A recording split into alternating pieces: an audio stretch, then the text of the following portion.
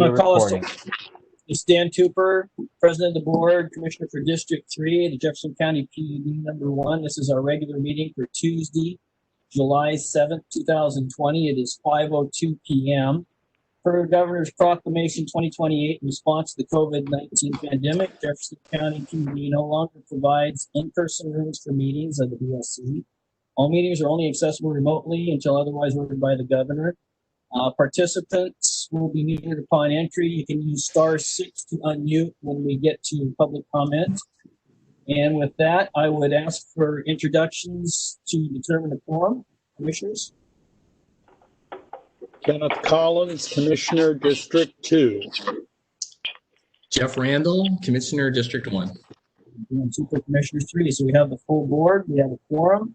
With that, approval of the agenda. Is there anything that we need to add or subtract from our agenda for this evening? Hearing nothing, I would entertain a motion to approve the agenda presented. So moved. Seconded. It's been moved and seconded. Any further discussion? All those in favor say aye. Aye. Aye. Aye. Okay, so the agenda is approved. Item number 3, public comment. The public comment period is for items not specifically listed on the current agenda or for items listed on the consent agenda. The chair may place time limits on public comments to allow the meeting to be conducted in an efficient and orderly manner. 3 minutes per person, one time. Comments will be taken during old and new business also as appropriate. I would ask, is there any public comment at this time?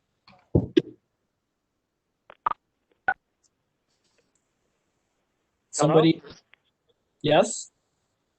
Can you hear me? I can hear somebody. Okay. Well, this is Jessica Dillon, District 2, cab member. I'm speaking today, citizen of Jefferson County, and a homeowner, and a cab member, but not on behalf of the cab. I just wanted to express my admiration and appreciation for how the PUD has been handling everything during this crisis. Everybody is so accessible, and I feel like we're looking out for the safety of the PUD staff as well as the well-being of our community. I appreciate that Kevin Street has been cautious in bringing staff back to work, and it sounds like he's going to continue to be so, because we cannot afford as a community to have a cluster breakout with our PUD staff. Not for the staff, because we do care about them, but also for the community as a whole. That would be really difficult to overcome. So I just want to thank you for everything. I also want to give a special shout out to Jane Hall, whose fingerprints I see all over that decision, which was ultimately made by the board and management, to give back to ratepayers their deposits so that they could use them to pay their bills in this time that is such a struggle for everyone. So just thanks for a great job. I really appreciate it, and it makes me grateful that we have a public utility district, and it makes a big difference when the public owns the utility. Thank you. Thank you, Jessica. Is there any other public comment?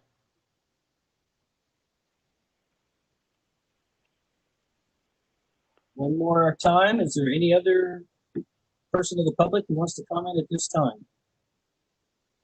All right. With that, we will close public comment, and we will move on, because we do take comment during the other sections of the agenda, so people will have another chance to weigh in if they weren't able to get it. So with that, we will move on to item number 4, the consent agenda. Items listed below have been distributed to the commissioners in advance for study and will be enacted by one motion. If separate discussion is desired on an item, that item may be removed from the consent agenda and placed on the regular agenda at a specific time at the request of any of the commissioners. Commissioners, any changes to or questions with the consent agenda? I have none. Seeing and hearing none, I would entertain a motion to accept the consent agenda as presented. So moved. I will second that. Seconded. Any further discussion? Hearing none. All those in favor of accepting the consent agenda, say aye. Aye. Aye. Aye. Consent agenda is passed. We will move on to item number 5, which is new business. 5.1, risk management overview by Moss Adams. Is Manager Street going to take the lead and pass this off to representatives from Moss Adams? Is that how we're going to proceed? Yes. First off, I would like to thank Olga and Moss Adams and the team that's helped us not only with risk management, but with financial policy. When we adopted the new financial policy, in the old policy, there was like 1 half-page risk management. And at that time, we told the board with Moss Adams' help, we would produce a new risk management policy and have it augment our financial policy. I do know a lot of other PUDs don't have per se a risk management policy. It's folded in with many other policies and procedures they do. But I think this as a standalone document, risk management, really helps a PUD move to the next level. With that, Olga, I'm going to turn it over to you. Okay, thank you. Good evening, everyone. So as Kevin mentioned, this is a follow-up project to the financial policies that we worked on a couple of months ago. And what the intent of this policy was really about all-encompassing risks that the PUD as a business is facing and address those in a policy that is flexible enough to provide the board and management decision-making power as conditions change. I do have with me today on the call Annie Rose and Colleen Rosilis, both of whom helped immensely with putting this first draft together of the policy. And we really tried to think of any and all potential risks that the PUD could be faced with and really try to address those in this policy. So hopefully you had a first chance to review this first draft, and we're happy to answer any questions. So do we want to go through it section by section, commissioners, or any comments first, commission? And I can see a lot of hard work went into this, and I know, you know, in the state with our governor's proclamations to do things under the normal circumstances, it would have been nice if we'd have had something. We're losing your audio. Okay, I'll get a little closer. Can you hear me, Ken? Yes, better. So, yeah, like I said, I can see a lot of work went into this, much appreciated, and I agree with Kevin. I think that this kind of a policy is definitely worthwhile. I wish we maybe could have had a little bit of a workshop, but I know that was difficult because of the governor's proclamations. So I'm not sure what the process moving forward is. I had a few things in here. I don't know we have the time tonight to go over it in length, and I realize it's a first draft. So, fellow commissioners, not you guys maybe have a special regard to this or not, or do we want to try to accomplish it that we want? Well, Dan, I would think it'd be nice for you to at least perhaps identify issues that, you know, even if you don't go into detail on them, just kind of maybe questions or issues you have. I was just going to was it appears that what this policy is doing is it's putting everything on the table that the general manager basically needs to make decisions on for the organization, and gives the commissioners the opportunity to give input on those issues and know what risks we're taking on, know what we're doing to mitigate those risks. So I'm comfortable with this as a first draft. I'm also comfortable if we want to, after maybe we talk about it a little bit, to find out what the scope of those questions are. whether we need a special meeting on it, I wouldn't have a problem with that. But I'll just stop there.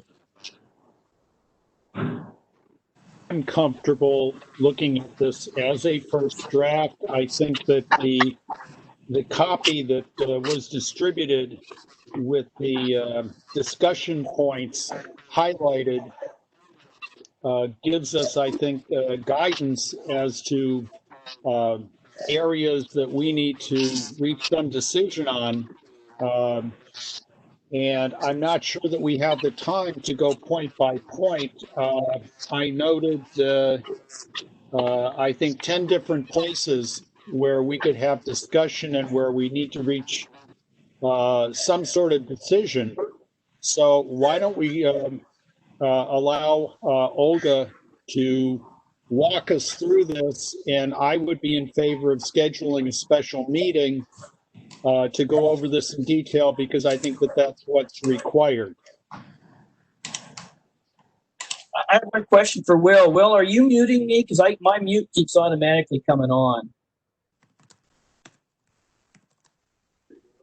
Yep, we're getting some strange feedback, and I'm just trying to figure out what the source of it is and muting everybody that's not speaking. So I apologize for that. No, just wanted to make sure that that was what was going on and it wasn't something random. And did you guys want me to share the marked up document with on the screen here?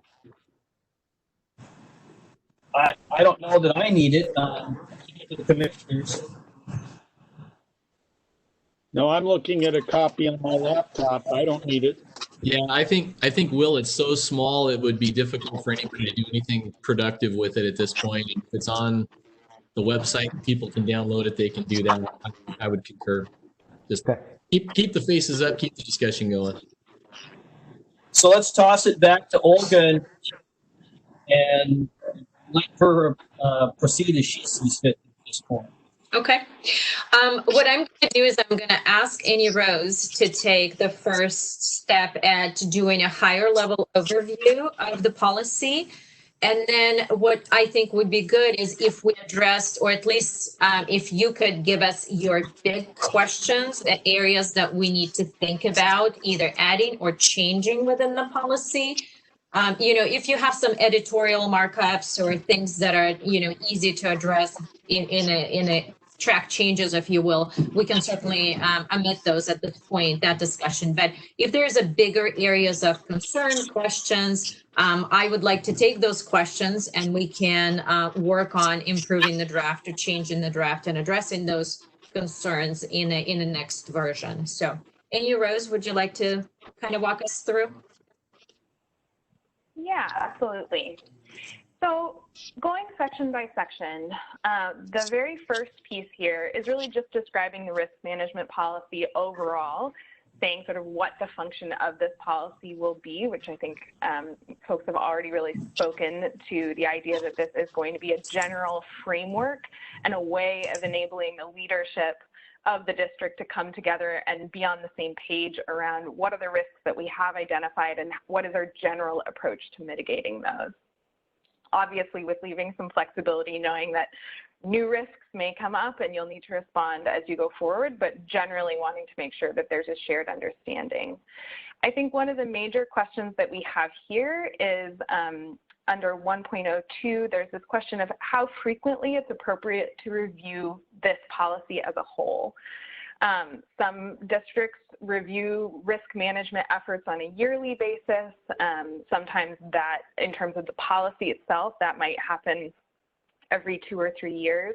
So I think that that'll be a discussion to be had in terms of how frequently you all would like to be involved in this and looking at this in a really active way. So I think that's the major question there. Is there anything on that section 1 that has come up for any of you that you'd like to have us thinking about or noting before we go into the next area? Yes. The way it's written now, the general manager would review the risk policy on an annual basis. Given what you said earlier, that things change, my feeling is that that review ought to include the board as well. Mm-hmm. Yep. So Yeah, and we can, go ahead. oh, go ahead. So I also noted that the general manager was referred to powers being delegated to him about 5 times in this, and this wasn't one that raised any flags for me. But I agree with Commissioner Collins. I think that the board should definitely be. It doesn't necessarily make it look like the manager has sole responsibility. Great. Anything else before we move to section 2? Just one issue of, I know that wildfire was referred to under insurance as an issue that we would have some insurance for. And just as a big, broad issue, I think it's something I'd like to talk about a little bit more. And I didn't see a section in here dedicated to wildfire, but looking at what happened to the big utility down in California with a large fire, and talking to other PUDs at Wapuda, that wildfire can just be something that just cripples an organization and a public organization like ours, and affect our customer owners. And some of the things I've heard refer to processes that some PUDs, and I can't remember, I think it might have been Ponderay PUD has put in place, where if you get a wildfire, they actually have trained their own people on how to conduct investigations, because as a PUD, it is apparently our right under law to investigate our own fires. And if we do not, then I believe it's the Department of, I can't remember if it's, I assume DNR, that can come in and do their investigation. And that process can potentially be really disadvantageous to a PUD like ours. So maybe just a a little footnote that perhaps wildfire is a section that we might want to explore as having in section 1 its own little section on, because I think it's a significant risk factor for us. Great, thank you. Well, that moves us right into section 2, which is, as you noted, all about insurance. And so there we do highlight some of the high-level pieces like wildfire insurance that the district will want to have in place. Some of the major decisions within this section are really around the scope of coverage for the insurance policies or the insurance pools that you are part of. And a little bit also around, we try to walk a fine line between having the policy describe the current scenario and situation that you are in without wanting it to prescribe that for the future if there are decisions that are made to make changes there. So I think that that's something that we had in mind when we were going through this and might also be top of mind for you. And we also have this question again of the review frequency here. Where currently it's written that the general manager will share a summary of the insurance coverage with the board on an annual basis, with the goal of having that be an opportunity for everyone to come together and again have that discussion on at least an annual basis of remembering what are we insured for. Is there anything that we need to be, any changes that we need to be making here as well?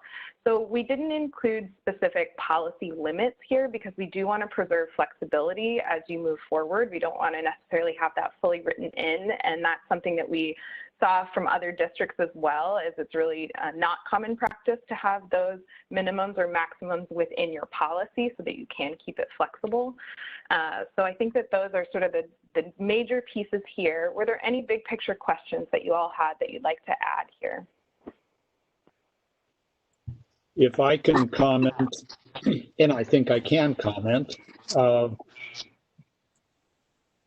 I think the idea of having an annual review of our coverages and to air any concerns that our general manager would have or anyone else would have about our coverages is a very good idea. I would mention in terms of our going out to bid for alternate coverage, it's going to be pretty hard to beat what we're paying now into PERMs because the total administrative cost for PERMs is 4.1%.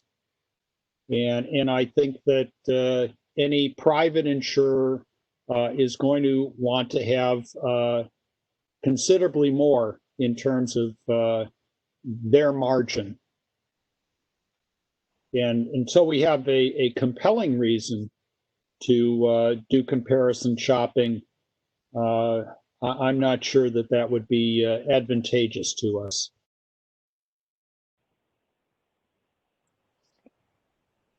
And yeah, getting to Ken's point too on how all, I don't know if that that the manager do it bi-yearly or annually, or I'm sure we get our quarterly reports. I would assume that this would be something that would be incorporated into a quarterly report process. So I don't know if we need verbiage or wording to that effect, whether it's annual or quarterly, or how we want to do it. So again, that's something the manager could probably let us know what he thinks would be the best approach to that.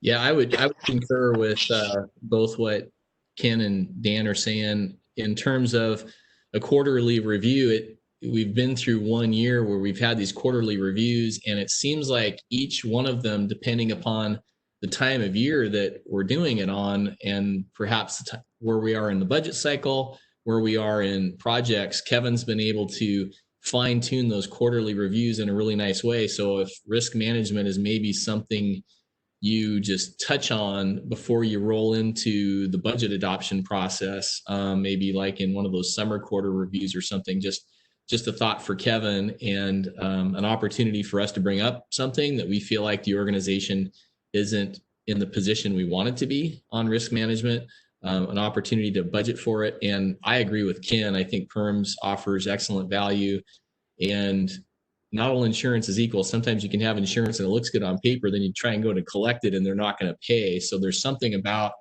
being in a risk pool with other like organizations that have our values and hopefully will be there to help us if we need them. And we've seen them be there for us on other issues that we've had in the past that are not necessarily in this category. And I guess my only thought on how it's worded is perhaps it could be something like saying, the organization will look for the best value in insurance, and currently the one we're finding that provides that is PERMS, something along those lines. But I'm comfortable with how it reads now. And I would add to what Commissioner Randall has said that it's been my experience that when our utility has had an issue where we needed coverage, it was my sense that PERMS bent over backwards, honestly, to provide us with coverage. And I don't think we get that kind of consideration from a private insurer that isn't made up of member utilities.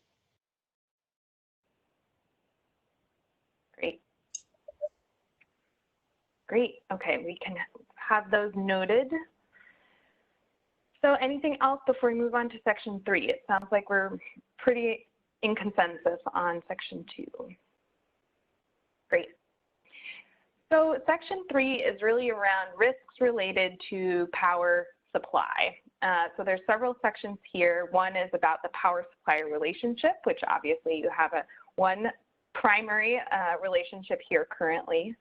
And there's some decisions to be made there around whether or not you would like to put in specific areas in which you would like to make sure that there are details related to the contract that you will have in place for them. And so again, this is a question of sort of how much flexibility do you want to have? How prescriptive do you want this to be? How flexible do you want this to be? And we have seen that sort of go in either direction. So I think that would be a really great conversation to have as a group. We also have some sections in here on monitoring of the power supply and how that is done, or currently that is really done through your participation in working groups and advocacy coalitions.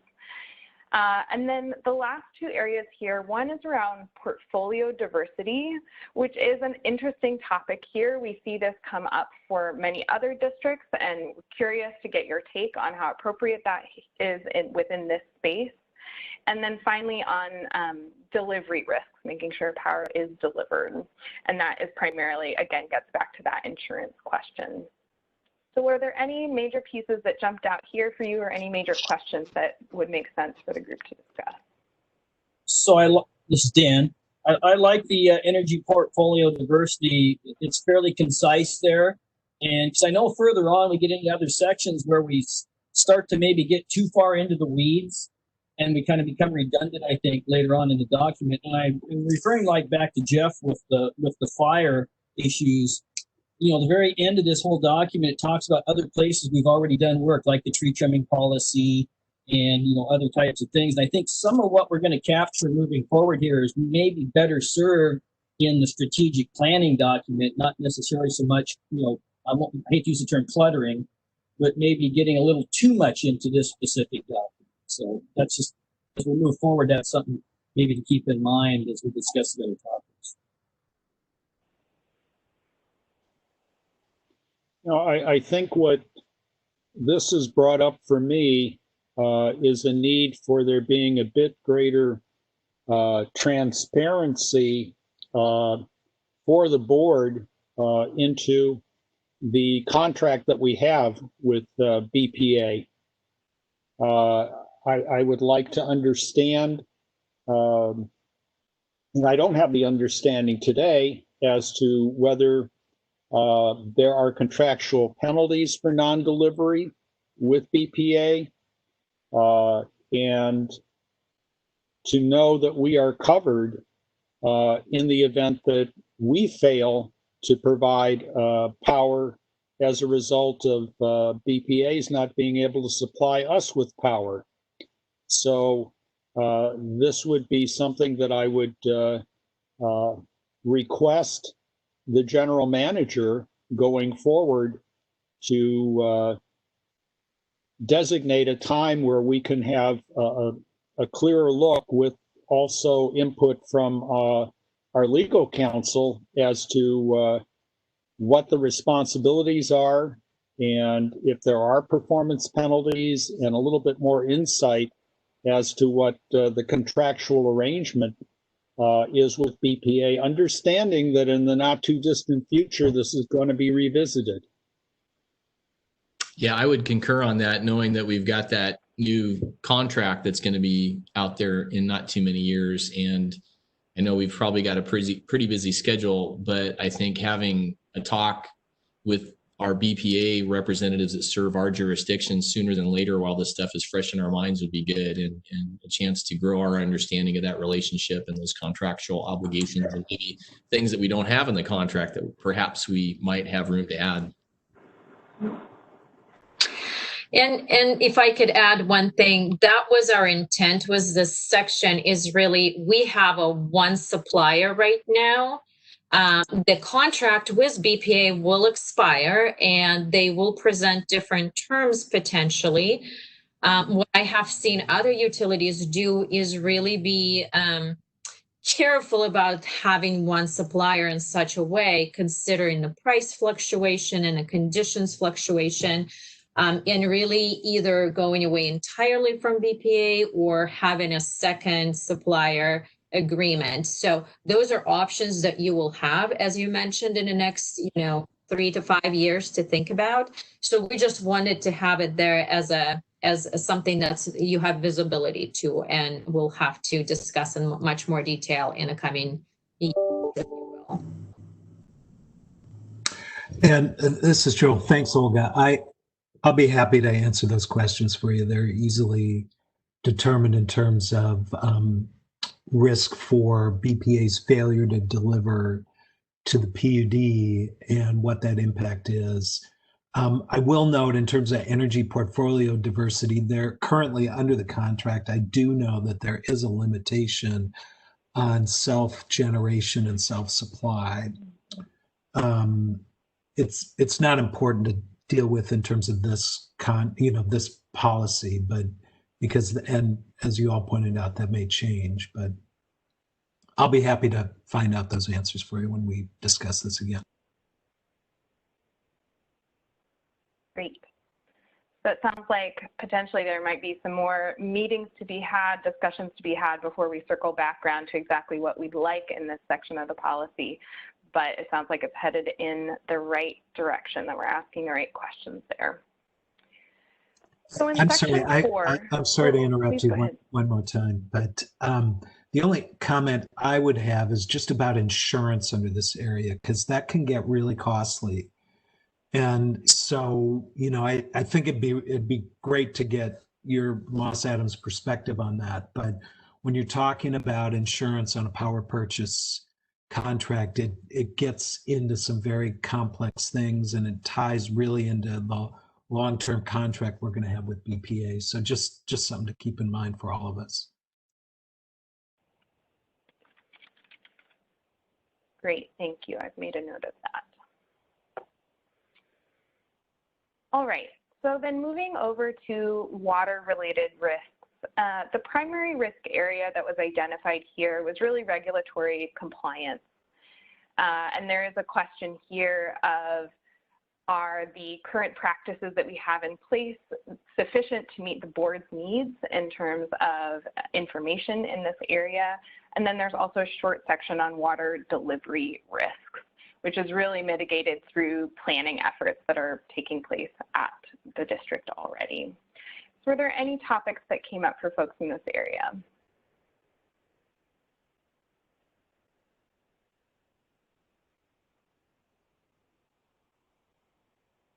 I think you referenced that we have, you know, our water plan, and I think a lot of what would come under this would come under that in a different policy. Thank you.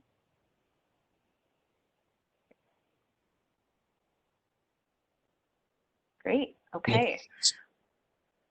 Well, then it sounds like we may be able to move into broadband risks, which really the only piece here was related to the service delivery risk.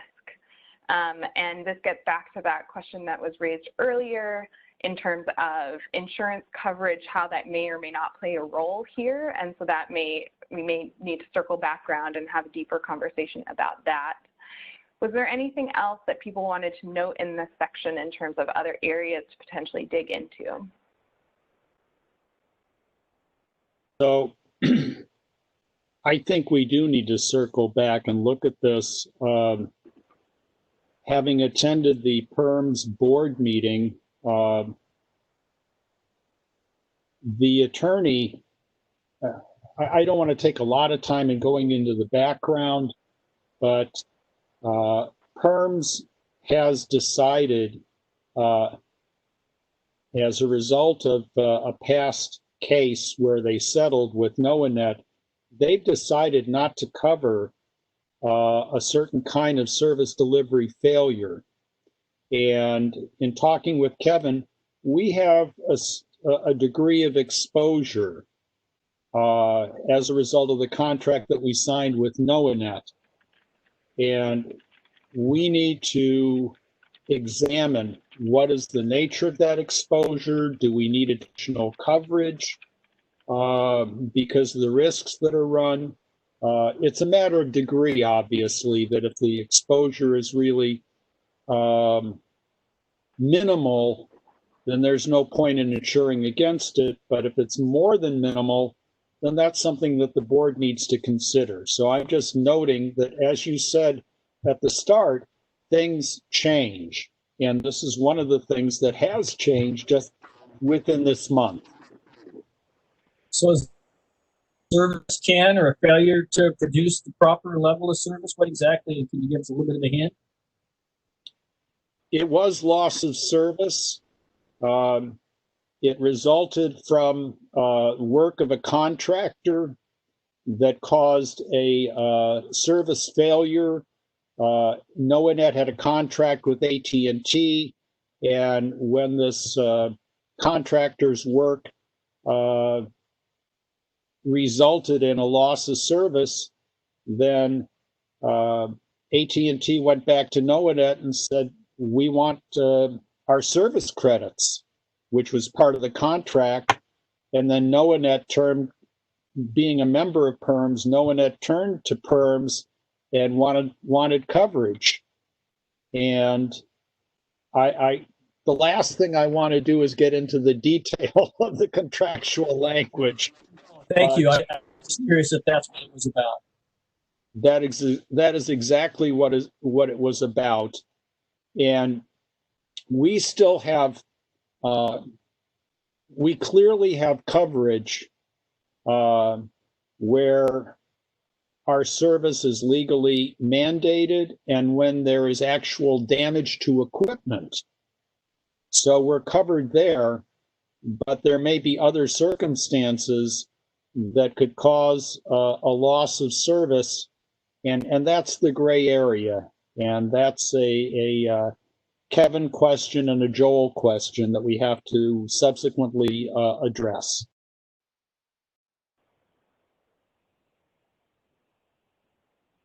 Great. Any other comments on this section? Yeah, I could just respond a little bit there. I mean, I think some of the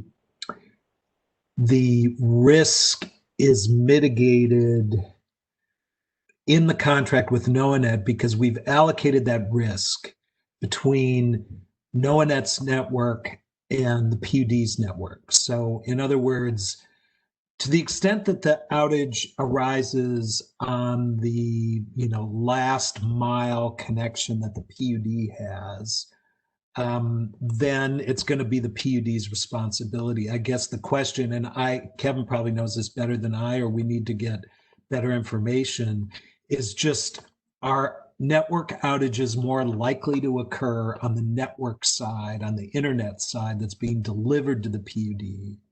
And that's where the risk comes in. So now's probably not the best time to have this discussion, but that, I think, that is where our risk resides here.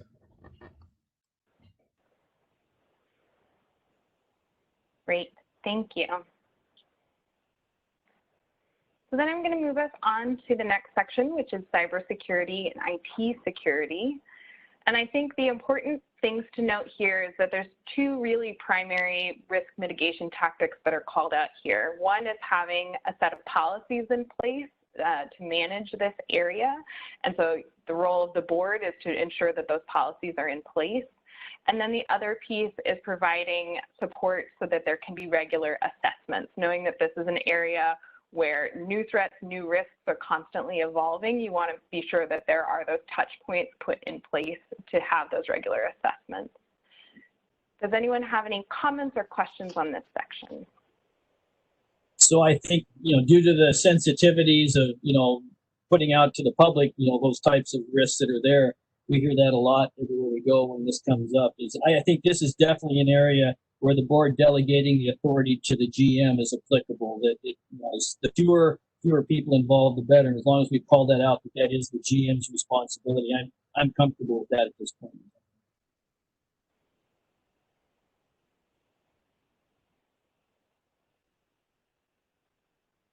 Great. This is Joel.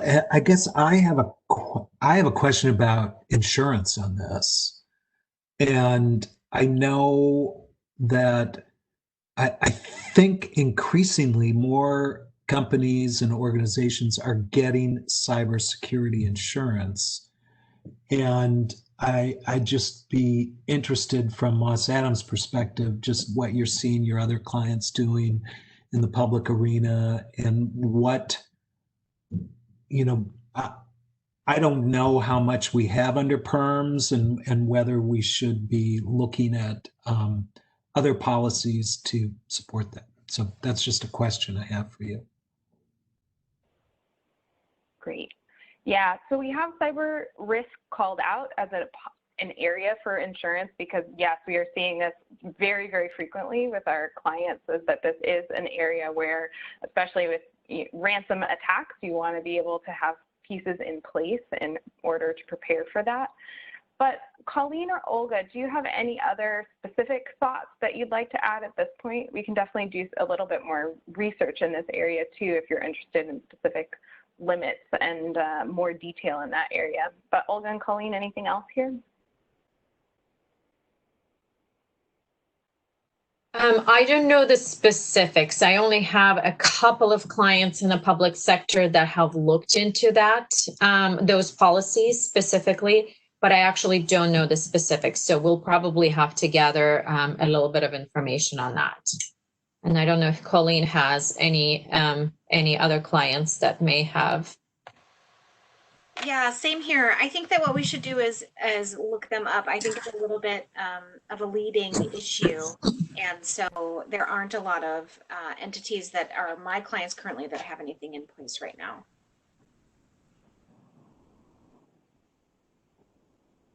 Great. So I can make a note of that. Follow-up item for us.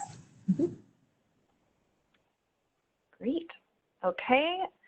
Then moving on to operational risks. This is an area that you'll see in the policy is quite high level, and it's really trying to address the idea of what are we doing as an organization as a whole to ensure that our operations are moving smoothly. So I will say probably everything in this section is pretty straightforward, probably not a lot of surprises here, but the idea is if we're trying to get a really comprehensive view of risk, this is an area of risk. And so being able to call that out and address that here. And it can also be, again, another good place to discuss and make sure that leadership is on the same page around how these types of issues are being handled as well. Anything that folks wanted to add here or any questions about including this type of section in this policy? Just Commissioner Cooper. This is one of the areas that was pretty comprehensive. And again, I'm not questioning whether we should get into that much detail in this particular policy, but I mean, some of it, I think maybe this is more governance, oriented and strategic plan oriented. I don't know if it's going to become too redundant in several different policies to where we might end up at odds with each other on those policies. So as far as the policy is not harmful. That's why I would say from number 5 on, starting with it is the policy of the district to monitor and mitigate. From that point on down, I kind of thought maybe that would be better captured in a different document rather than this one. Not to say that it shouldn't be. That was the question I had from the other commissioners, what they thought about it. And if this was getting into too much detail with this particular document, knowing that we still have to do strategic planning and probably look at governance and other policies. Well, I'll just say I like the layout of this whole policy, the whole document as a first touch, and I suspect that we're benefiting from Moss Adams, your experience with other organizations and what they've done, and I don't think it's necessarily inappropriate to have references in here. For example, there's a referral to the strategic plan that we have in this section. I think this is a tool for the manager and the commissioners to remind ourselves what our jobs are and what the various tools and policies that we have in place are. And hopefully we get familiar with all these things. We know what's in the strategic plan.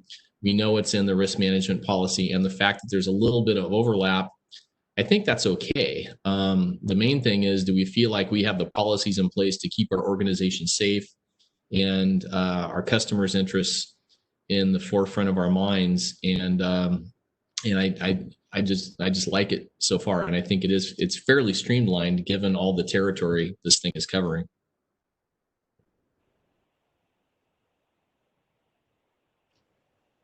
Commissioner Cooper, one other point at the bottom of the section, again, where the board delegates to the GM. This is one of those places where I think that maybe we might want to reword that. It's up for discussion, where the board will cooperate and collaborate with the GM rather than laying this all the general manager. Is this being completely in his domain and his responsibility? I think this should be one that's shared in this section with the call it out that way, so it doesn't look like we're laying all the responsibility or all the decision making upon just the manager.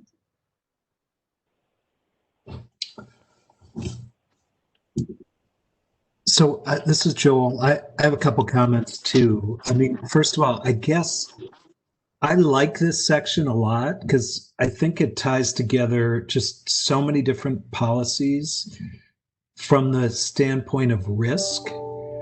And so that, it'll be our obligation to make sure that we appropriately cross-reference our other policies, some of which, Moss Adams has helped, like procurement and purchasing. We know that is in place. But I like it because it's a different point of view and it focuses on the risk.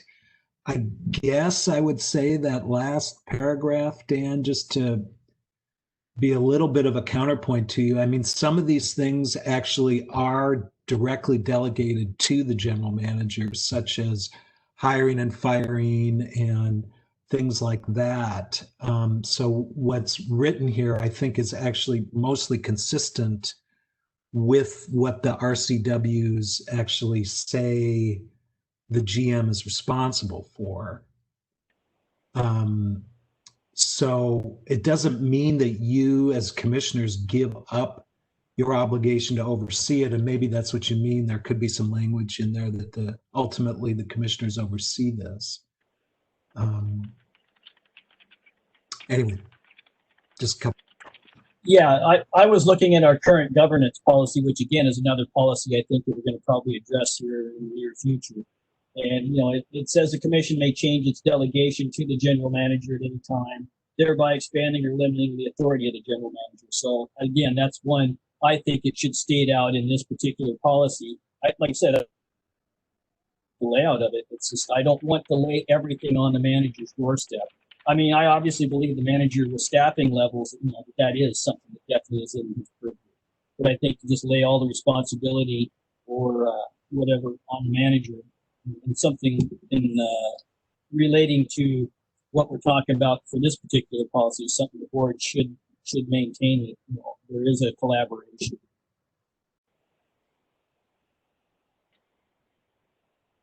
If I can comment, the first sentence of that paragraph talks about the responsibilities of the general manager for the district's daily operations and staffing needs. And I'm not sure that needs to be altered. To Joel's point, I find that the descriptions in the RCWs are clear, and I see the role of the board as working collaboratively with the general manager who will keep us informed, but I don't see the role of the board as getting into the daily operations or the specifics of the staffing needs, other than maintaining communication with the board so that we're aware, and if there's a need to ask questions, that we have that opportunity. So, and overall, I think this is a well-written document. I appreciate the work that has gone into it. It's well organized. I think it's comprehensive. Clearly, there are some areas that require further discussion by the board, but overall, I think this is a very good start for us. Great. Yeah, And I would like like that might. I was just going to say, Go I just wanted to concur with that. Olga and your team, you've done a really nice job with this, so thank you. Thank you. We're glad that this sounds like it will meet some needs, which is fantastic. So there's a couple more areas. Do we have time to continue going through the last few? Okay. So section 8 is regulatory and legislative risk. This is another area that is fairly high level. You don't have a ton of control over risks in this area, but wanting to really understand how are you monitoring these risks and then being able to respond to them. That's the real key here. And so right now we have some sort of roles and responsibilities laid out here. So I'm curious whether anyone has any thoughts on those roles and responsibilities or anything else they'd like to see added here.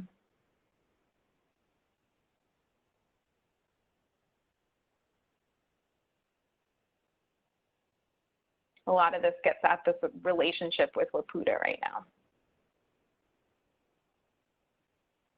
And I think you've succinctly captured the role of WPUDA. So I'm comfortable with that. Yeah, I am too. And it's possible as a PUD that we will get involved in some additional organizations. I can't remember the other one that's the kind of the city group, the alternative to PPC, but it feels like Waputa does a pretty good job of keeping us, an excellent job, frankly, of keeping us informed on both national legislation as well as state legislation. And it's an example of why we go and participate in that stuff, because that stuff can really affect us and we need to be informed. So I think it's well written.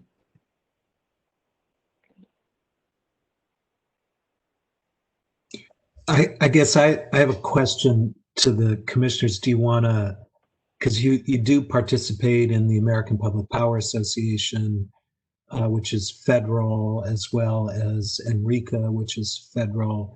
Is that something you want to list here? Is that necessary? I mean, it may not be, but just since we're talking about participation through these groups.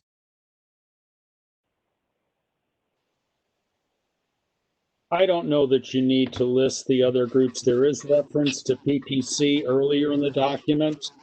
But it seems to me that our participation in APPA has so far been limited to attending conferences back when they were holding conferences.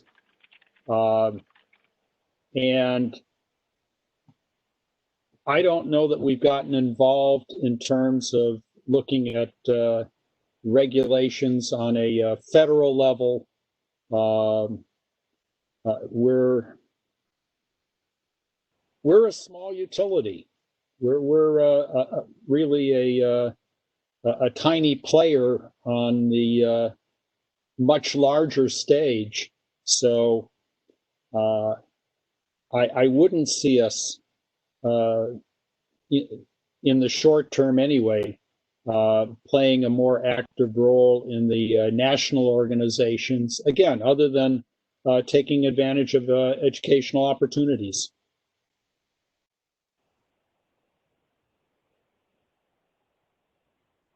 So it sounds like for the policy level, at least, being able to call out that there are other working groups besides Waputa, there's other areas that you may be participating in, but from a policy perspective, the idea is that that is the method by which you are mitigating this risk rather than needing to list them comprehensively. Okay. All right, we are almost to the end here. Section 9 is on sustainability risks. And this is something that we are seeing some districts adopt moving forward.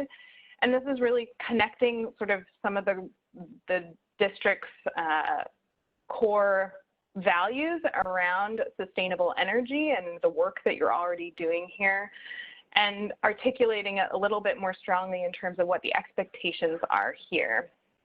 Do folks have thoughts on this as a section as a whole? Does this feel like something that you would like to have in the risk management policy?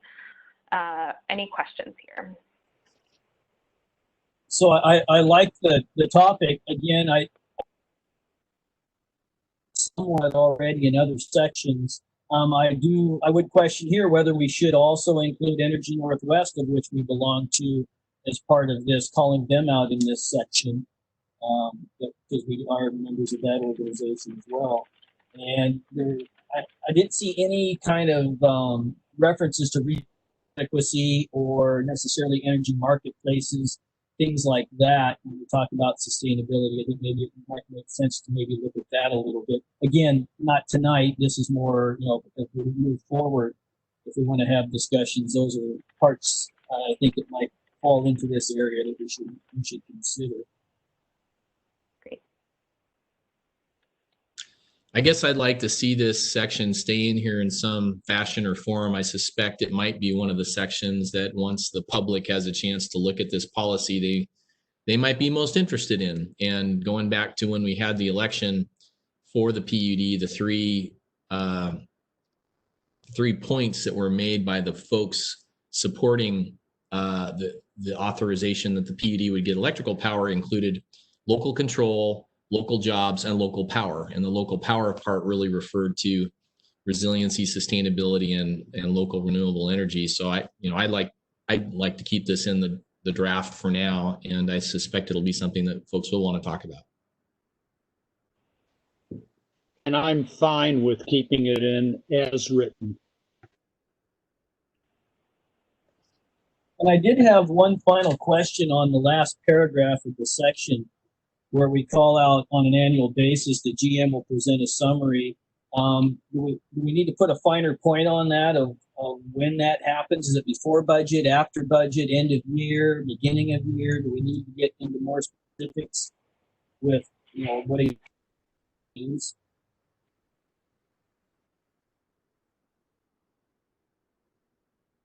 I'm happy with just saying it's on an annual basis.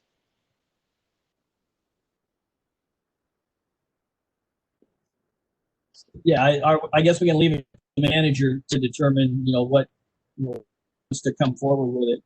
That was my only question on that. Was it says annual basis. I didn't know if timing. I thought maybe timing might have to do with when it happened. Yeah, I'm fine with it as it reads now.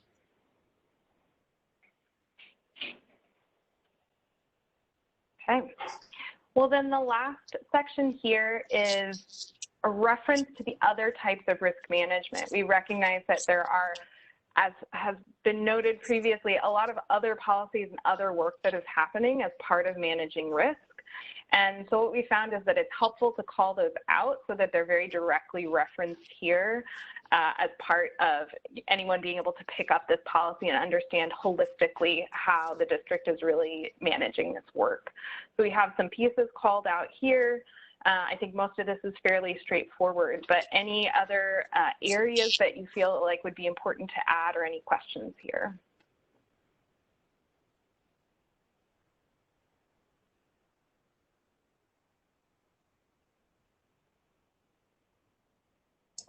I like the summary and the table there. I think it works really well. And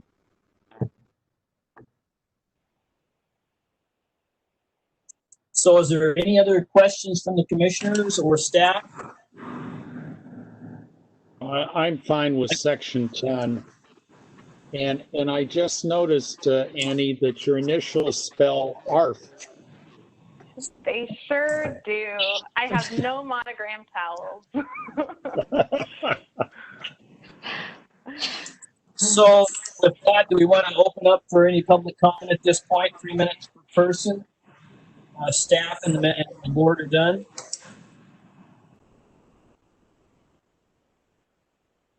That I guess we will ask for any comment at this point. Roger Risley was hoping to comment. I'm unmuting him. I'm hoping he can speak. Hello? You're on. Hi, Roger. I have no comments. Hello? Yep, you're on the clock, Roger. Yeah, I have no comments on the risk policy at this time. What I was hoping to get unmuted for was for the public comment period at the beginning of the meeting. Go ahead, Roger. Is this an appropriate time? Perhaps someone else would like to comment on the risk management portion first. If you weren't able to get in at the public comment, this is as good a place as any. 3 minutes is 3 minutes, so I'd say go ahead at this point and go ahead. Thank you. I would like to see, I asked for this last time, I would like to see Gene Hall make a monthly report on our accounts receivable and how our collections are going. I think that this is really important to understanding our financial picture, especially for our commissioners. I noticed at the last meeting that Commissioner Randall had expressed some concern about our loss of revenue when in fact our revenues were up 15%. I think he was referring to collections, and I think we have no data on that.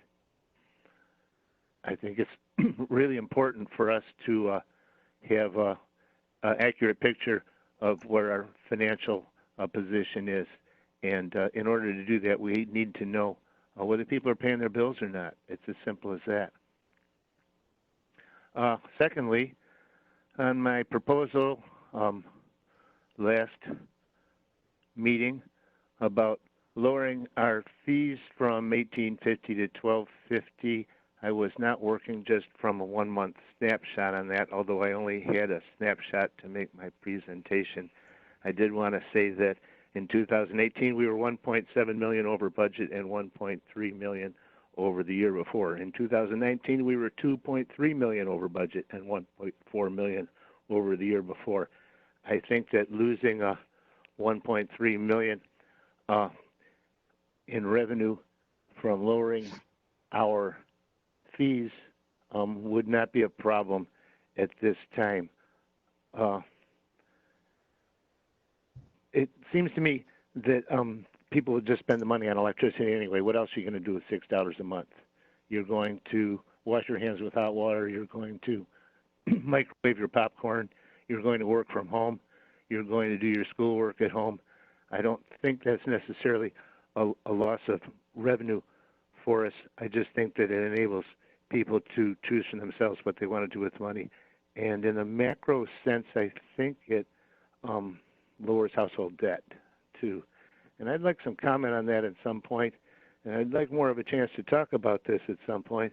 But I think it's, I know that Mr.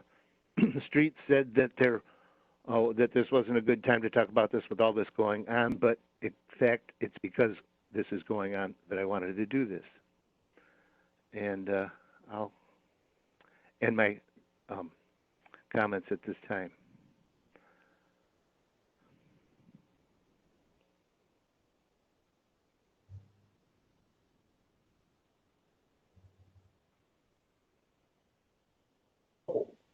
That will. If I can comment,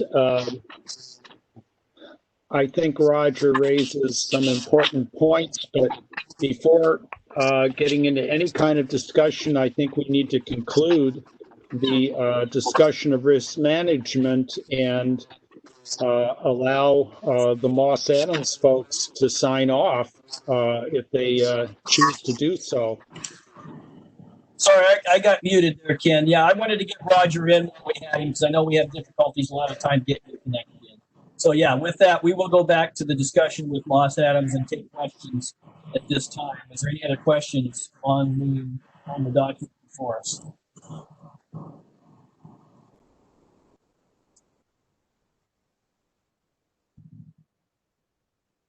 Hearing none. So with that, anything else from staff? We want to thank Moss Adams for all their hard work on this. Yes, I concur. Thank you. Definitely see a lot of work in it. So do we want to try and set up any further discussion for a meeting on this now, or we want to wait?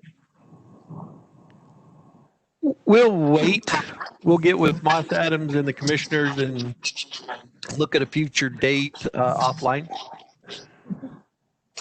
And we have taken notes from your questions today, so we will do some additional research and make some edits and bring a next draft for our next discussion.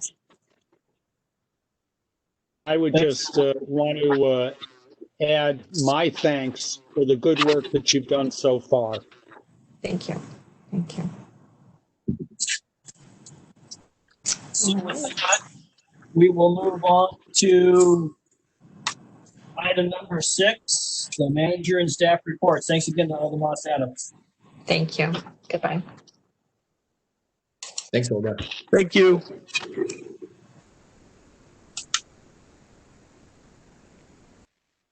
Are you there, Kevin? Yes. Can you hear me? I can hear you. Okay. I have a little house cleaning before I get into the broadband update. On July 13th, there will be a rate kickoff meeting with the board and FCS. This is the very first meeting. We've exchanged a lot of information. There will be a presentation for the board to get input and kind of how to move things forward. We are hoping this meeting will be a little bit different, that we will have FCFs go through their presentation completely, And then there will be questions at the end, not during the presentation, because there is a ton of information, a lot of discussion and thinking has to go into this first meeting. We will have several meetings after this where the public will be able to be more interactive. But on this very first meeting, it is primarily for the board and FCS to meet, get acquainted, and to kind of put some boundaries in what you folks want to see and how to start processing all the information they have.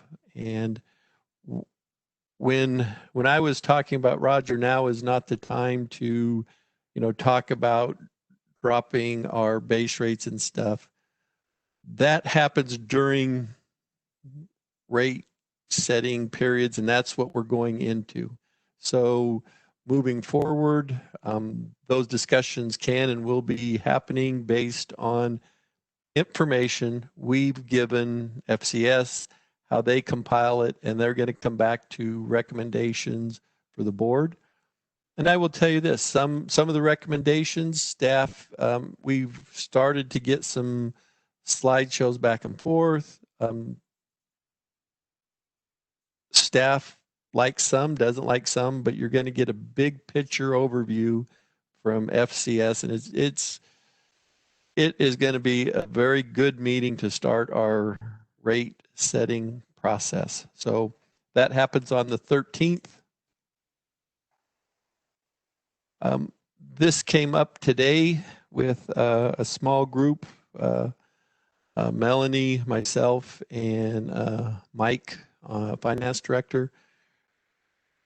We are kicking around the idea of bringing in a intern. This is kind of an odd time to bring in an intern, but in the past, we have brought interns in as much for the community and for helping out a college student to come in. We feel maybe it's more important this year than it was last year based on there's very few jobs for some of these younger college kids. We do think it's going to be harder for the PUD to, schedule their work and keep everything going, but we feel it is part of our responsibility and part of our DNA to do things like this. That said, Melanie and Mike, do you two want to jump in? Yeah, I'll go first if that's okay with you, Mike. Yeah, go ahead. All right. So, from my perspective, at the beginning of the pandemic, Kevin and I had talked about having the potential of having an intern or two come in for the summer. And at that point, that was in March, end of March, and there was so much uncertainty with the pandemic. And logistically, we just didn't think it would be possible to bring an intern on at that point, because at that point we were dispersing our staff to go from home. And so at this point, while there's still a lot of uncertainty and, changes happening all the time, we do feel like as an organization, we are in the position to be able to create an opportunity for an intern. And as Kevin mentioned, we feel like it's a commitment to our community, and it's a positive way that we can impact, at least one person in our community, and that's important to us. So we know that it won't be without challenges to bring someone on at this point because our workforce is so spread out, but we do have work that an intern can do. So I just want to emphasize that we do think that we have the capacity to be able to bring an intern on for at least 2 months, to do various work with some of our different departments. So with that, Mike, I'll let you jump in. Okay. So yeah, we were just talking that, as a PUD, it's us giving back to the community. It's us giving, college age kids an opportunity. We realize at this time they're not going to make an impact on us, but we're going to make an impact on them. They're going to be able to come in, see the industry. They're going to, get work experience, see different aspects of how an office runs, and it's just like Kevin and Melanie both have said, it's part of what we are. It's part of us giving back to the public. It's us making impact on somebody's lives, and especially because, we have employees with kids who scholarships didn't go through this year because people couldn't fundraise. So it's just a way to kind of help out, the student and mom and dad with a little extra money here and there. So we sat down, we know it's kind of going to be a nightmare a little bit trying to get them in and get them going. But, I think once we do it, we're all committed to doing it, and we'll make it all work. And, every intern that we've had has had a good experience, and the PUD's had a good experience with the interns. So it is definitely something we think we should be looking at. So that's all I have to add to it.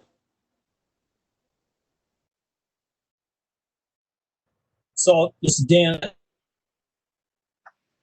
This is the manager's prerogative when it comes to staffing. So I don't have any problems with this. It's you guys have your budget, and I think anything we can do to help the community, and like you said, the students that may not have had the opportunities they needed this year, that we can help someone. That's great. Okay. Yeah, I'm all for it, Kevin. I really appreciate how the organization is embracing the intern concept, and especially this is kind of the college level. And I had a couple of really fantastic internship opportunities that helped me learn about professions that I hadn't really thought about. And I think utilities are not necessarily in the front of college students' brains. They don't really know what it is. And I think this is how we, over time, perhaps attract some new talent. So I totally support it. And I also am fully supportive of bringing in an intern. Thank you. We appreciate it. It's a strange time, but I do think it's something that it's a small way we can give back. Okay, real quick, I'm going to take 6.1 broadband update. And this is a small update on the BPA fiber project. We're looking at leasing dark fiber. We have a firm commitment from Mason 3. We have a tentative commitment from BPA, and we've been working closely with NOAANET. What our portion of this project would do would be to give us connection primarily in South County. It would give us a fiber drop or a CO at Discovery Bay Substation, which would feed the Gardner area. It would give us a drop in Quilcene that would allow us to get rid of the wave connection we have at our substation. And then it would give us a drop at Duckabush, which is the Brennan area. And that opens up some possibilities with smaller ISPs that are in the area that could possibly go in and do some work in the Brennan area that CenturyLink and Wave may not be able to do at this time. So we are moving forward. Everything looks very positive on that. Later on in new business, we will look at some funding for broadband, and that's that update. I will say Mason 3 has been very, very positive on this project. It helps them also in some areas they're trying to hit. So it's not only good for Jefferson County, but it is going to work well for Mason County as well. So that's the update. Is there any questions? I have a question about the ICC broadband, Kevin. Is there any news there with what's going on with that? We had a meeting with the JBAC group, and they had some questions. We put some deadlines of October. That was a quick deadline for them. I do think their steering committee is going to have them help out in this situation. I hope they do, but they're going to meet as a group to make sure they feel comfortable helping out the ICC.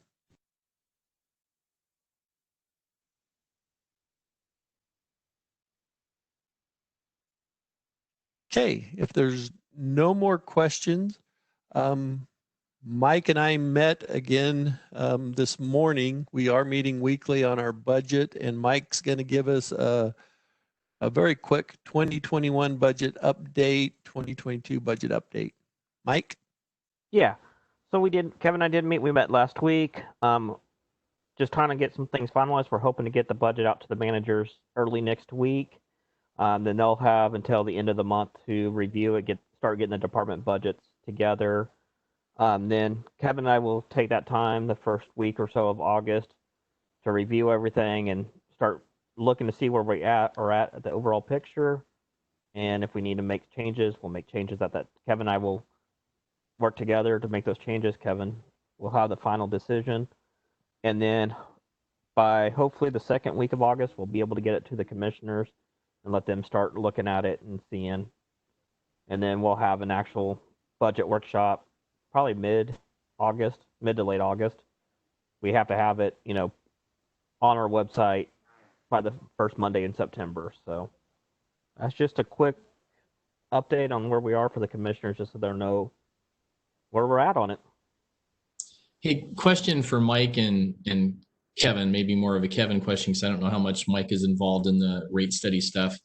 Kevin, could you just talk briefly about looking ahead to this year's budget and considering the rate study and likely recommendations we're going to get out of that rate study when we think that whatever the rate study comes up with and however we deal with it, when do you think that would be rolled into our proposed budget? Is it likely to be this year, or is it more likely looking at the year following budget? So FCS, their preliminary water and electric, right now they're gathering information and they're putting it together. They're asking questions. If I had a guess, and this is just a guess, we won't know a lot. Mike and his group is exchanging a lot of information. I'm going to say they're going to recommend increases for water, power, and sewer in 2021. That's just a gut check on real preliminary information and some of the questions they've asked and some of the information we're exchanging back and forth. So I do think we are going to have to work with FCS and the budget, and it's going to come down to the end where we're going to have to make some educated guesses on how things are going to go. But I would expect a small increase in power and larger in water and sewer. Okay, and I'm kind of reminding myself too, so we're probably going to be talking about these things a little bit about this at the same time, but it seems like what has often happened is you have these rate discussions in the context of a budget discussion, and then typically you phase them in over time, and they typically phase in over the following year. So I'm kind of reminding myself how we've done this in the past. And Jeff, that'll be some of the discussion. Do you take a big hit in 2021, or do you say, okay, I'm going to spend reserves down and take a smaller hit in 2021 and build up in 2022, 2023? So that's a lot of the discussion that'll happen on the 13th.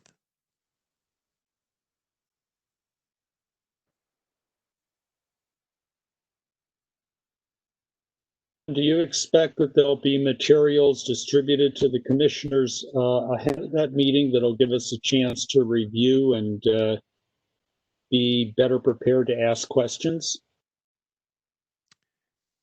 Ken, we're hoping to get some material tomorrow or Thursday.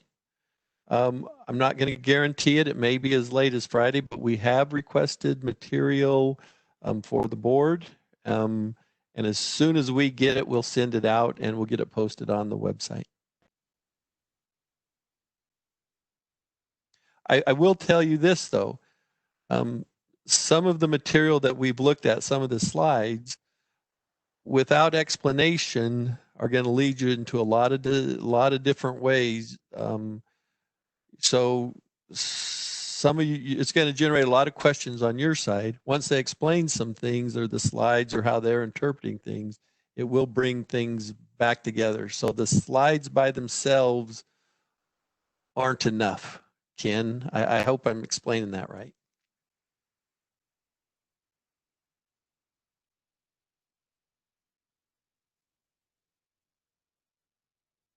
Okay, if there's no more questions there, we'll go to 6.3, the Department of Defense grant, and Will's going to give us an overview. Okie doke. This came through Kevin and his conversations with Naval Base Indian Island, or Naval Magazine Indian Island. They had an opportunity for an infrastructure grant that they invited us to participate in.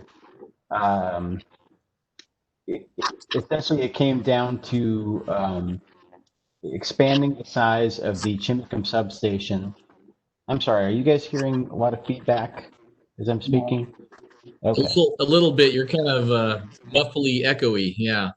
Yeah, I'm going to take off my headphones, which keep me from hearing Kevin speak in the background. Hold on one second.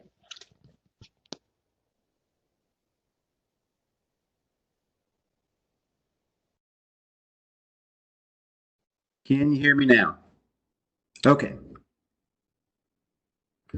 So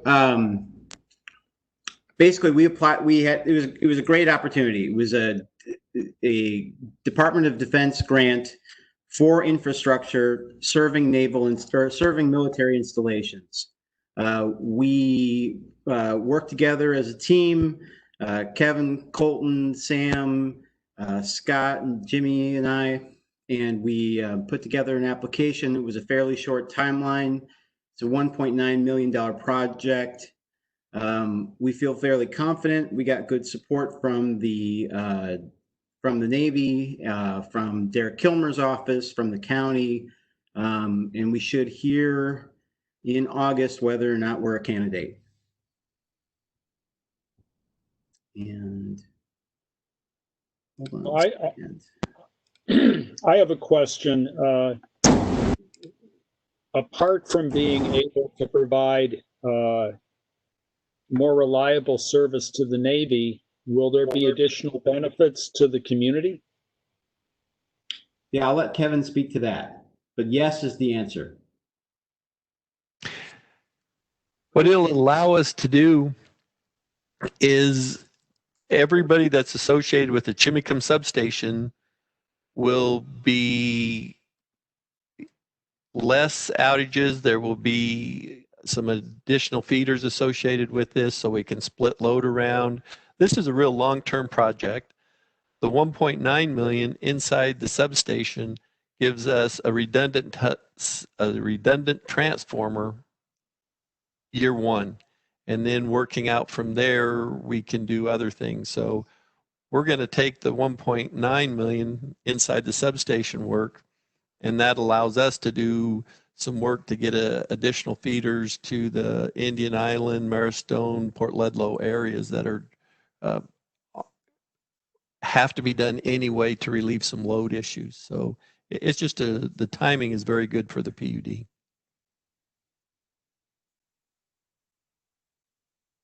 This is Dan. So there definitely are no negative impacts to rates or loss of service or anything like that. Any negative effects to the customers? We will probably have to have some selective outages, but it will be minimal, Dan, and the benefits far, far outweigh any small outage that we would have to have during construction of the project. Yep, sounds good. Definitely sounds like something's going to work out for us. If we're a candidate, what's the next step? So the next step will be that they'll do initial review, and they'll notify us if we go to the next round August 8th. And then we'll find out if we're awarded on the 23rd. Funds will be available after October 1st, and our plan is to move fairly quickly after that. We've got a project completion estimate for the end of October of 2021, but we have till September of 2025 to finish the project. Thanks, Will. Yep. I apologize for the earlier technical difficulties. Hey, Kevin, this is Joel. I have a quick question on this. Is there an ability? I mean, is the Navy anticipating more shore power, and are the sales from that significant in any way, or?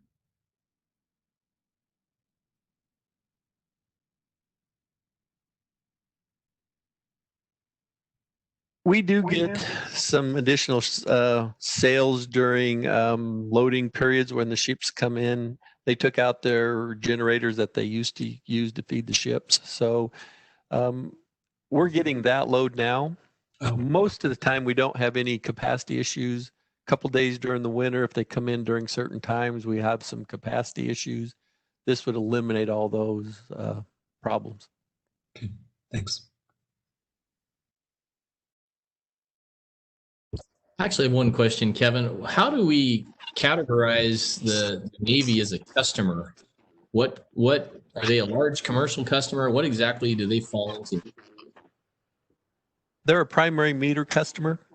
So we have a meter as it goes onto the base. We do, because of some other things goes on at the base, we do monitor them a little better than we do maybe a normal customer. And they, for example, we'll get an email saying, okay, within a 10-day period, we're going to have a ship here for 5 days. You know, we don't get exact dates and times, but we get ideas when things are going to happen. And so we do monitor them a little closer, but they're a rate 31 primary meter customer. Thank you. So with that, does that conclude your updates, Ken? Yes, we're done. So I would ask if there's anyone has a question. I guess we should, we're running along here, but if anyone has a question about the manager report, this is your chance to chime in. Is this an opportunity for public comment? Yeah, go ahead. Just a quick comment from this is Gary Rowe. Last year at the budget, I recommended that the board receive more than a 1-year budget, but more like a 3 or 4. I think you do a 4-year cycle on your capital. I think you should look at a 4-year forecast so you have an understanding of what the decisions you're making in any budget year, what the impact of those are in the future. So I think that anytime you do a budget, you should ask your general manager to prepare a forecast on what the expenditures and revenues are going to look like. I know you'll get most of that information through your rate study, but when you're not doing a rate study, you should try to get that information on an annual basis. Thank you. Thanks, Gary. And I think we do usually get a 4-year forecast when we do the budget. Only on the capital. You didn't get it on any other part of the budget. That's why I recommended you look at the entire budget. Thank you. So with that, we'll move on. See, there's nothing. Is there any other comment? So with that, we'll move on to item 7, old business. There's nothing under old business that I'm aware of. So item number 8, new business, segregation of assessment by Bywater Bay 8.1. That Samantha or Kevin? I'll start. Hey, Samantha, jump in. Hi. Okay. Oh, did you want to go more than? No, I just wanted you to jump in, so I unmuted. I'm not fast with the *6. Okay, so we received a request from a property owner to do a segregation of assessment in our Bywater Bay system, which is under, there's 2 LUDs out there. This one's under LUD number 11. And so it's switching or removing one of the water connections from parcel number 998-600-017 to 998-600-022. And so the original parcel had 2 connections on it, and we're removing or segregating one of them to a vacant parcel. And so now they'll each have 1 connection left on each parcel. And so staff is recommending that the Board of Commission adopt a segregation of assessment, and the resolution follows. So if there is any questions. So I know this is under new business. This is like a second touch. I thought we addressed this once already, didn't we? No, we've actually just had quite a few in the last, since I've been here, I think there's been about 3 of them, but this is the first touch. This has not come up before. We have done I believe 1 water and 2 sewer ones, if I remember correctly, in the last 6 months. So even though it's a first touch, I'm comfortable with moving this on tonight. I know the commissioners have looked at the resolution. Go ahead and we'll discuss it anymore, or do you want to go ahead and look at the resolution? These seem pretty routine unless we see a problem with a typo or something. I think we should just move these things on.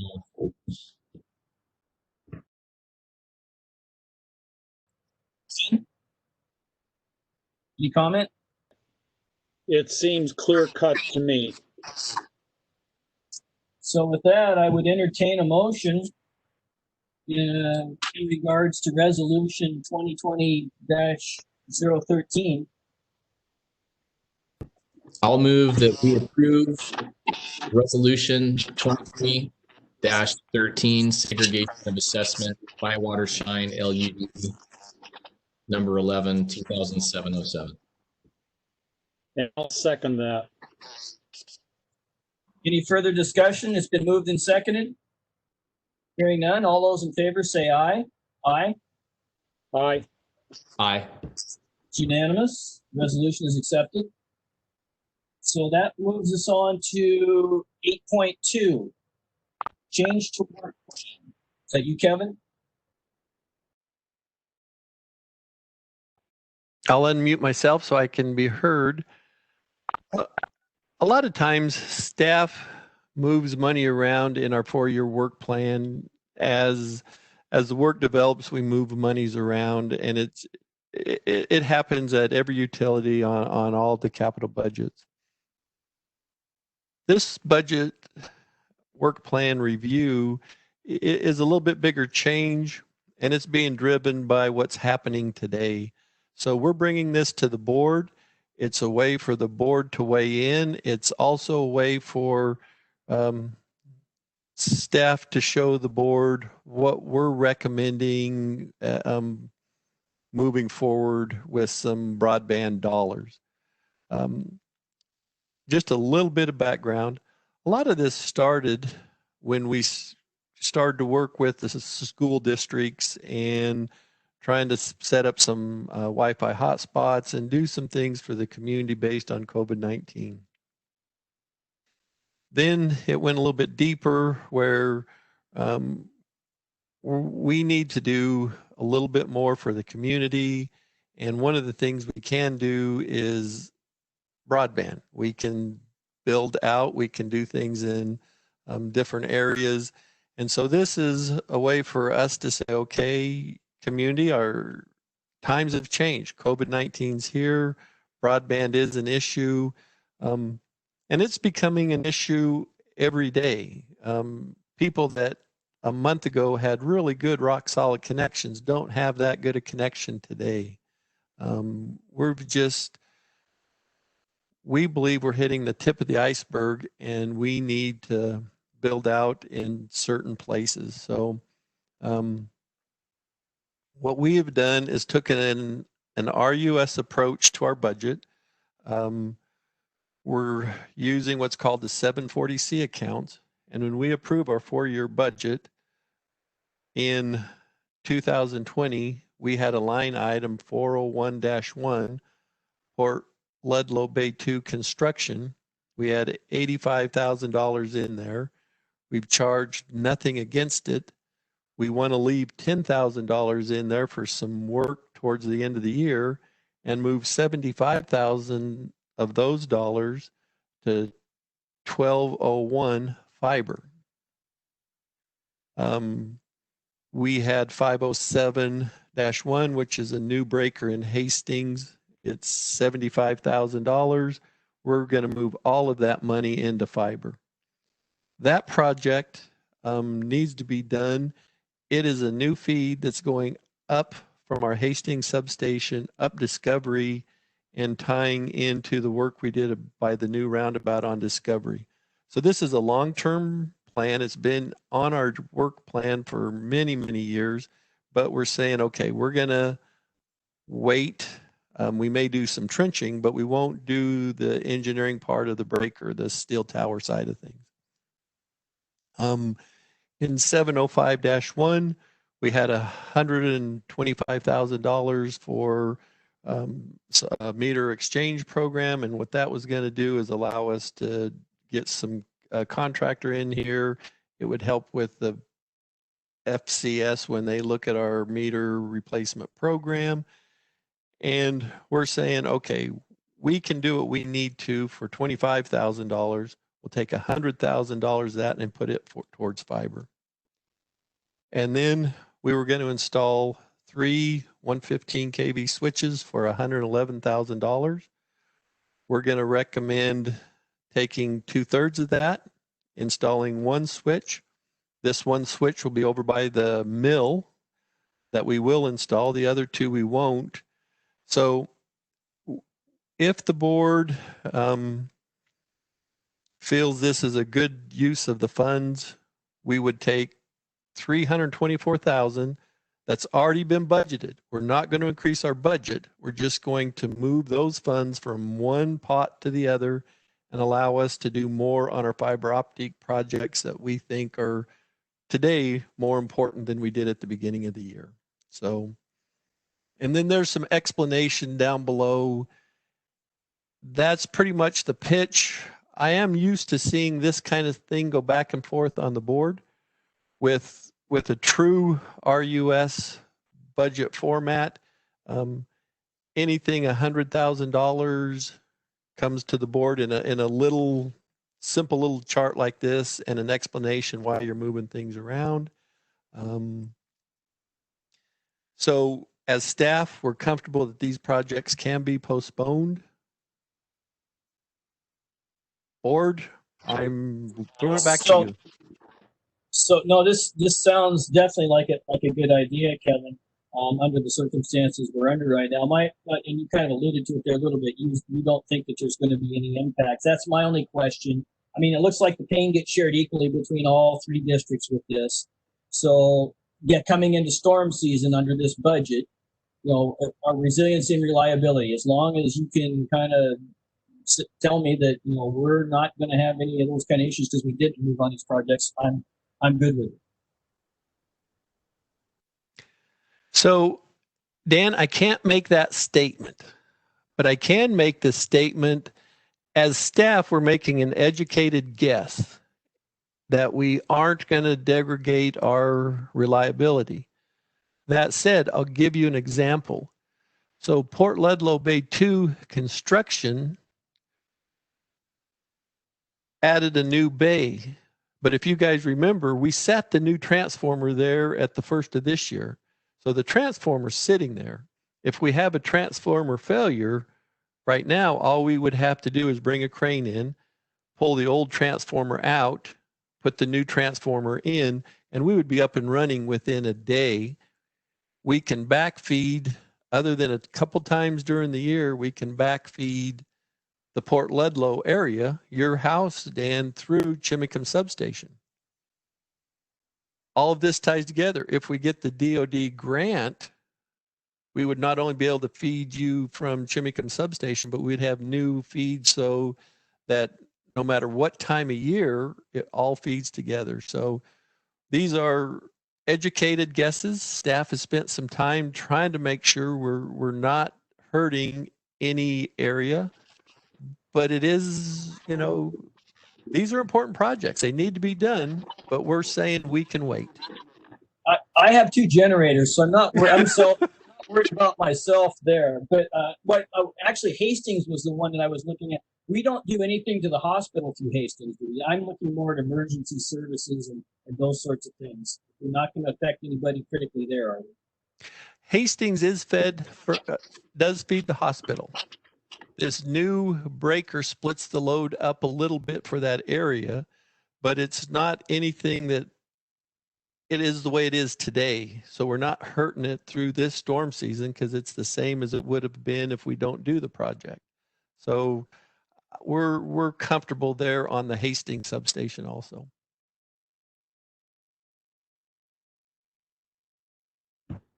Commissioners?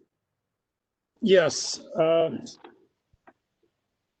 I think it's always difficult when you have to choose, knowing that you can't do everything at once without decimating our reserves. But I do think under the current emergency circumstances, making these changes really serves the community in the best way that we can. It's an opportunity to provide service to areas that have been underserved for years. And I think that our ability to do this with, it sounds like, minimal impact, and hopefully that's correct, on our ability to provide electricity to our customers just makes a lot of sense.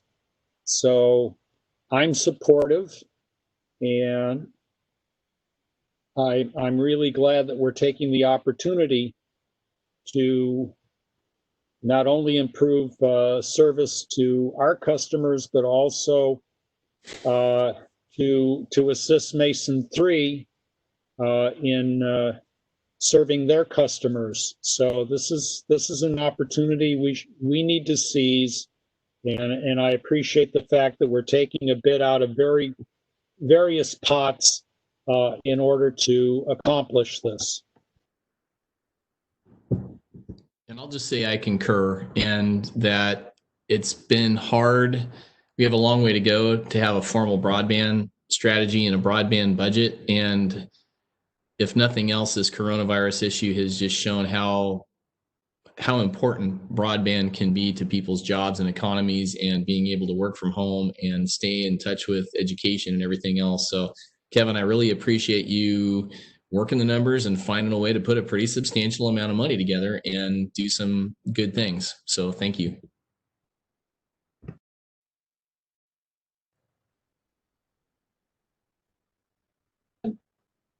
I have 3 votes to say move forward, and thank you very much. This is a good project, real good project. And thanks for finding a way to find money.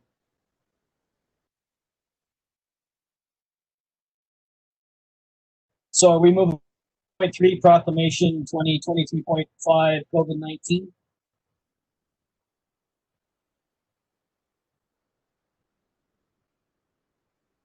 Yes, we are. I'm having to go back.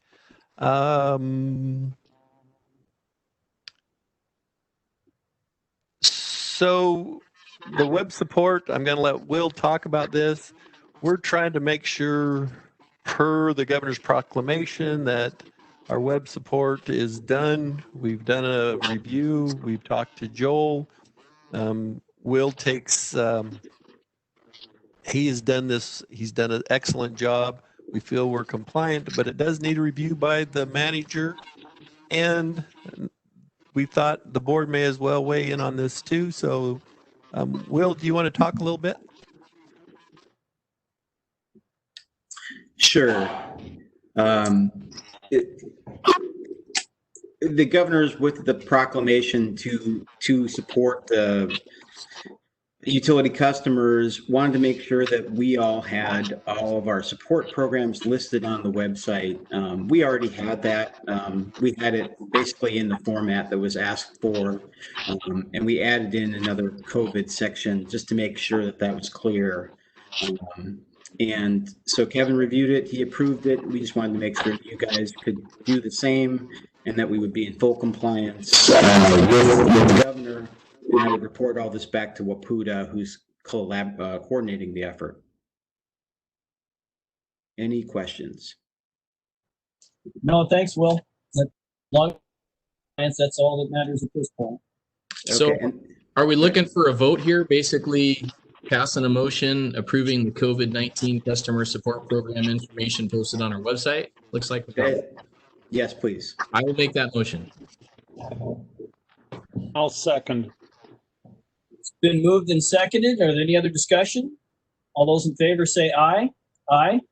Aye. I will throw in that Joel has done a review. Joel, you want to jump in? Thank you. Yeah, no, Will did all the work and Kevin did. I mean, it's great. And I appreciate that Will's kept up to date everything throughout all this. The only thing I'll add is that the compliance date has been extended to August 1st. So it was kind of hurry up, get it done. I think the 10th was the actual original date, but okay. It looks great. Anything else from staff? So with that, is there any public comment since we discussed the change of work plan? Any public comments at all on section 8 new business? Seeing or is there somebody there? Seeing or hearing none, we will move on to item number 9, Commissioner reports. Commissioner Collins, would you like to go first? Yes. So June 17th was a busy day. I participated in the Commissioner Roundtable that WAPUDA had. I was on the line for the Public Works Board broadband program discussion, and then the intergovernmental joint meeting that occurred in the evening. July 1st, I participated in the PERM's executive board meeting. The next day, the regular board meeting, and also the JBAT steering committee meeting and the subsequent JBAT regular meeting that took place. Also on the 2nd of July, on the 6th, I had a conference with the general manager. Earlier today, participated in the executive board meeting. Tomorrow, I will be on the line for the PERM's audit exit interview. On the 13th, I look forward to the meeting with the FCS. The 15th through the 17th, I'll be participating in the online WAPUDA meetings. And then on the 20th, I'll have another meeting with the general manager, and that's my report. You want to go, Jeff?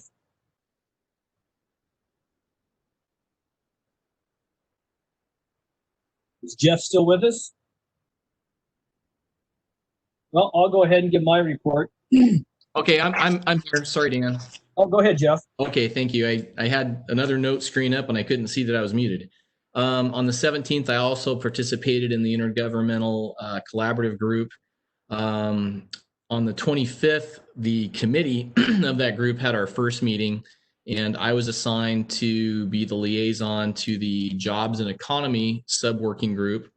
And since then, I've reached out to Arlene Allen at the Chamber and Brian Q at the EDC, and also reached out to Clallam County Commissioner Mark Azias, because the process that we're following apparently is intended to mimic what Clallam did.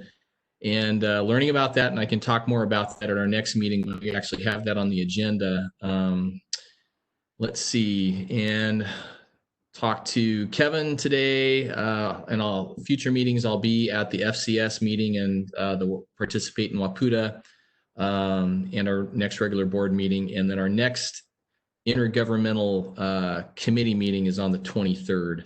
So that is my report, and I'll provide more information at the next ICC stuff. But just one little note I'm kind of working on right now and trying to understand is Clallam got roughly $4 million of CARES Act money, and they're wondering, this is from Mark Ozias, if they're going to get any more rounds of money. And they've been able to set aside of that money about $750,000 that they're planning to provide to local groups to try and have an impact. The question I have is, of the roughly $2 million that the county, Jefferson County got, and $200,000 that the city got, is any of that money being reserved for anything, or is it all going into those governmental operations to offset their COVID impacts? So as we talk about this intergovernmental coordinating group and committee stuff, my big question is there any money to do anything with anything? And that is an open question at this point.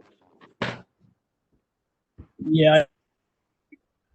1.75 million add. I got a suspicion it's all going to go into county related stuff. I don't think too many of the other entities are going to see that money, but don't quote me on that. I think they're still working on it. Yeah, and go ahead, Jeff. That's been my concern too. When I read, we didn't bring it up in a meeting, but when I read the articles in the paper going back in time, both the manager and the county administrator were talking about budget shortfalls. So that, yeah, I'm just kind of wondering, what exactly are we doing with this group? So that's a good question. 23rd, is that the is it IGC or is that your ICC meeting on the 23rd? Good question. I wrote ICC down, but that might be incorrect. Let's see. I think that's the big group. It is it? Okay, so that's why I was curious. I hadn't heard anything about the next meeting date for the all. Yeah, I'm pretty sure that's the whole group at 5 o'clock on the 23rd. Okay, I'll mark that. Well, I'm sure we'll get some more clarification. Yep. All right, thanks, Jeff.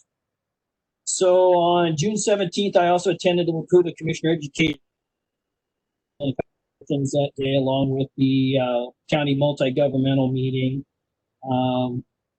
Let's see, there wasn't a lot at the education roundtable, I don't think, at this point. There's discussions about governor's proclamations and reports on COVID updates. We all know about the ICC.